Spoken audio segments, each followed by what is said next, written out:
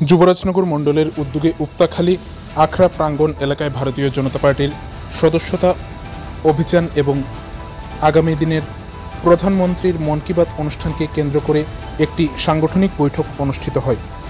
এই বৈঠক শেষে 28শে সেপ্টেম্বর শনিবার দুপুর আনুমানিক 3:30 নাগাদ একটি সাক্ষাৎকারে এই বৈঠক সম্পর্কে বিস্তারিতভাবে জানান ভারতীয় জনতা পার্টির কার্যকর্তারা, যেখানে এই বৈঠকে উপস্থিত ছিলেন যুবরাজনগর আরডি ব্লকের চেয়ারম্যান অপর্ণা সিনহা, ভারতীয় জনতা পার্টির যুবরাজনগর মণ্ডলের মণ্ডল সভাপতি নান্টু গোস্বামী সহ ভারতীয় জনতা পার্টির অন্যান্য কার্যকর্তারা এবং স্থানীয় নেতৃত্বরা।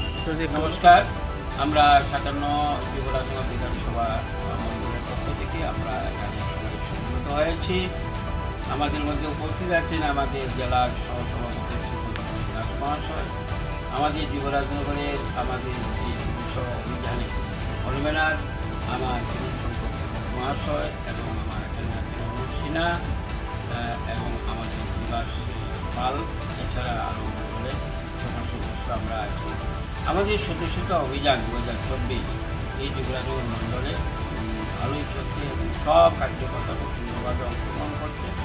আজকের বসার উদ্দেশ্য হচ্ছে আগামীকালকে আমাদের প্রধানমন্ত্রী নরেন্দ্র মোদীর মন কি বাত অনুষ্ঠান এবং উপর থেকে আমাদেরকে নির্দেশ দেওয়া হয়েছে যে কালকে আমাদের স্পেশাল লাইভ হবে আমাদের সদস্যতা।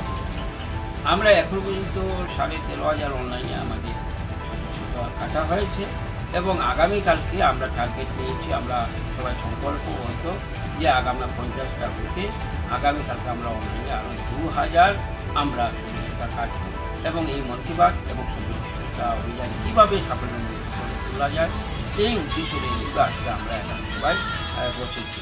কারণ আমাদের 1 তারিখের আগে যে আগরতলা যে সভা হবে, এর আগে যাতে যুবরাজনগর মণ্ডলের পক্ষ থেকে আমরা যাতে 17,000 আমরা সদস্যতা কাটতে পারি, সেটাই হচ্ছে আমাদের মূল লক্ষ্য। নমস্কার।